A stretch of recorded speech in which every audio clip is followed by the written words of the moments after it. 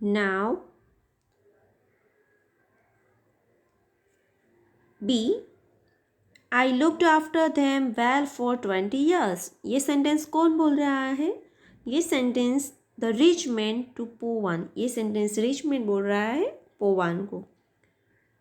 C. She will start speaking when she sees the man she will marry. ये sentence कौन बोल रहा है? कॉन्यन टू पोवान. ये सेंटेंस गॉडेस बोल रही है. किसको कह रही है? पोवान को. Now question number 4. What did the innkeeper want पोवान to ask कॉन्यन? innkeeper पोवान को क्या पूछने को बोल रहा है? The innkeeper wanted पोवान to ask कॉन्यन why his daughter could not speak. innkeeper जो है वो ये चाहता है कि पोवान जाके गॉडेस से ये पूछे कि उसकी ब्यूटीफुल डॉटर जो है वो बोल क्यों नहीं सकती.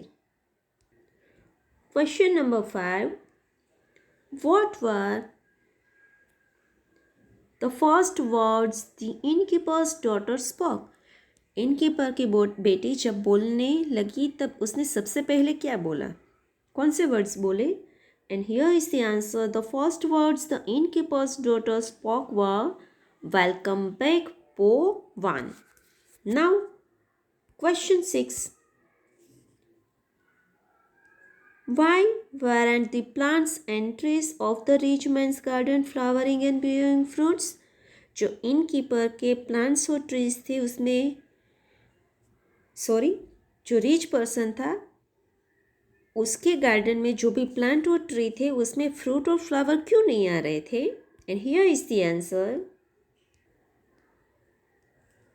The plants and trees in the rich mains garden were not flowering and bearing fruit because उसके गार्डन के अंदर जो भी ट्रीज थे और जो प्लांट्स थे उसमें फ्लावर और फ्रूट इसलिए नहीं आ रहे थे बिकॉज क्योंकि there were 7 caskets of silver and gold in his garden. Question number 7. What are the rewards Po-wan got for keeping his promises to the great snake, the innkeeper and the rich man? And here is the answer. Po-wan got half the rich man's treasure. पोवान को reward में क्या मिला?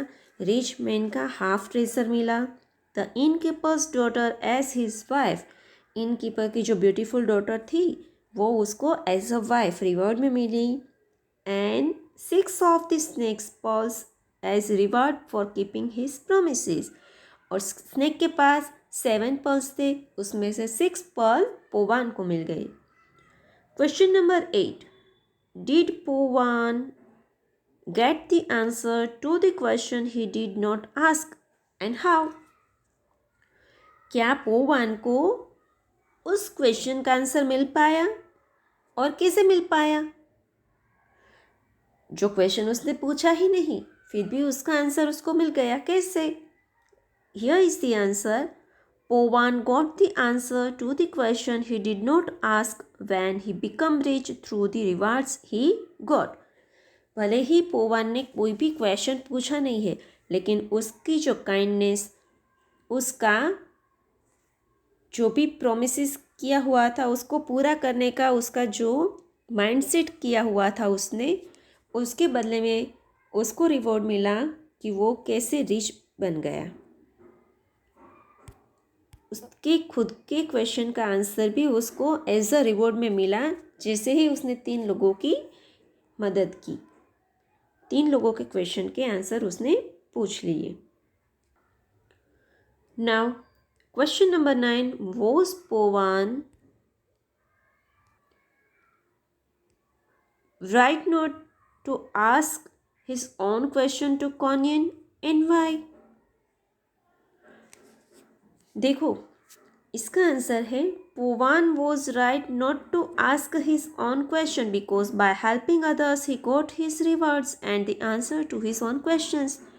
क्या Powan ने सही किया आपने खुद के क्वेश्चन पूछ के? है ना, पूछा था उसने? बिल्कुल नहीं पूछा था.